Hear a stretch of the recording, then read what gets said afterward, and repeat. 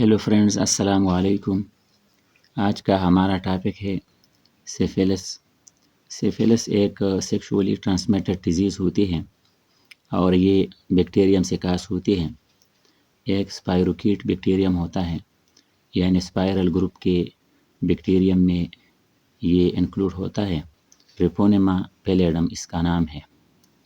ये कंटेजियस होता है, ये एक पर्सन से दूसरे पर्सन में ट्रांसफ़र होती है और ये सेक्सुअल कांटेक्ट के ज़रिए ये ट्रांसफ़र होती हैं। ब्लड ट्रांसफ्यूजन के ज़रिए भी ट्रांसफ़र होती हैं और ये प्रेगनेंसी में मदर से ऑफस्प्रिंग्स में या इन्फेंट में भी ट्रांसफ़र होती हैं। ये क्रॉनिक कंडीशन अक्सर इख्तियार करती हैं और ये इजीली स्प्रेड होती हैं फ्रॉम पर्सन टू पर्सन। उसके बाद इफ़ेक्टेड एरियाज़ होते हैं कि जिन एरियाज़ को बॉडी के जिन एरियाज़ को ये इफ़ेक्ट करते हैं, रिप्रोडक्टिव ऑर्गन्स को, आइज़ और जॉइंट्स को, सेंट्रल नर्वस सिस्टम, ब्रेन या स्पाइनल कार्ड को, हार्ट और स्किन। ये इफ़ेक्टेड एरियाज़ हैं, लेकिन ये सीरियली और तरतीब से ये इफ़ेक्ट होते हैं।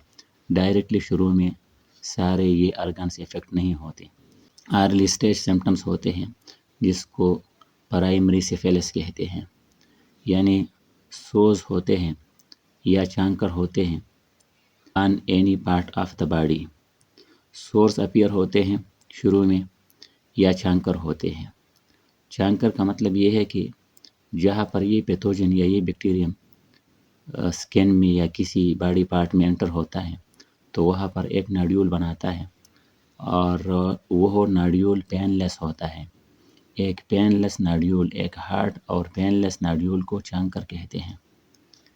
उसके बाद लेटर ऑन सिम्टम्स होते हैं, यानी सेकेंडरी स्टेज पर शुरू हो जाती है अगर ट्रीटमेंट ना की जाए। और सेकेंडरी स्टेज में फीवर होता है और उसके बाद स्किन रैशेस होते हैं। सेकेंडरी के बाद लेटेंट स्टेज होता है और लेटेंट स्टेज में कोई सिम्टम अपीयर नहीं होता।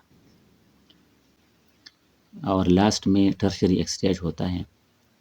टर्शरी स्टेज में फिर सीवियर मेडिकल प्रॉब्लम्स होते हैं, यानी हार्ट का प्रॉब्लम होता है, ब्रेन का होता है, आइज़ का होता है, जॉइंट्स वगैरह का प्रॉब्लम होता है, काफ़ी क्रॉनिक कंडीशन होती है। उसके बाद ट्रीटमेंट है। अर्ली स्टेजेस पर इसको इजीली ट्रीट और केयर किया जाता है। पेनिसिलिन को यूज़ किया जाता है और मोस्ट कॉमनली बेंजाथीन पेनिसिलिन जी को इस्तेमाल किया जाता है। और जब ज़्यादा क्रॉनिक कंडीशन ना हो तो एक इंजेक्शन इसकी लगा के इसकी ट्रीटमेंट की जाती है।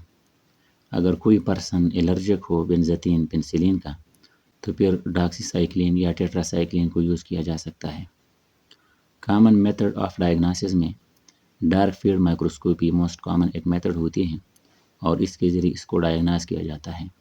यानी डार्क फील्ड माइक्रोस्कोपी वो टेक्निक होती है कि जिसके ज़रिए एक डार्क फील्ड प्रोवाइड की जाती है और उसी डार्क फील्ड में फिर वो स्पेसिमेन या जो स्पाइरोकीट पैलेडम बैक्टीरियम होती है वो इजीली इल्यूमिनेट होती है।